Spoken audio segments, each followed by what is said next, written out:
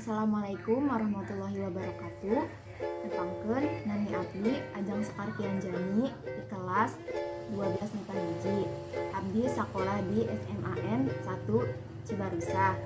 Umur abdi 17 tahun, lahir di Bekasi tahun 2003. Di dieu abdi bade nerangkeun sakecap dua kecap tentang biantara.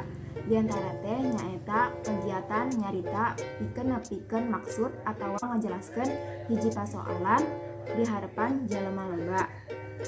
Struktur biantara teh nyaeta aya 3, nyaeta bubuka, esi, jeung panutup. Sekian ti abdi, hatur nuhun kana perhatosanana. Wassalamualaikum warahmatullahi wabarakatuh.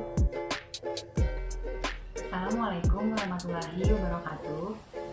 Idinan abdi ngenalkeun diri, nami abdi Sinta Monika.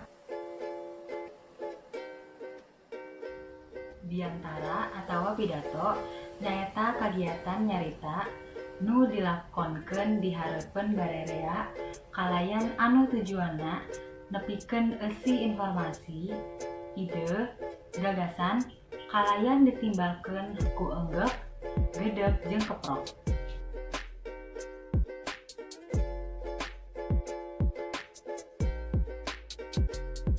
Hiji nyaeta bubuka, nu isina salam bubuka, salam pangwilujeng, mukodimah, ngahaturkeun nuhun, jeung penghormatan.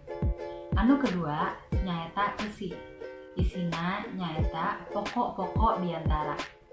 Anu katilu nyaeta panutup, nu isina nyindirkeun eusi, menta maaf, ngahaturkeun nuhun, jeung salam panutup.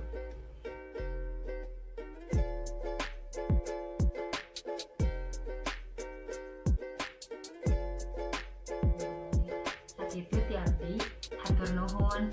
Wassalamualaikum warahmatullahi wabarakatuh. Selesai.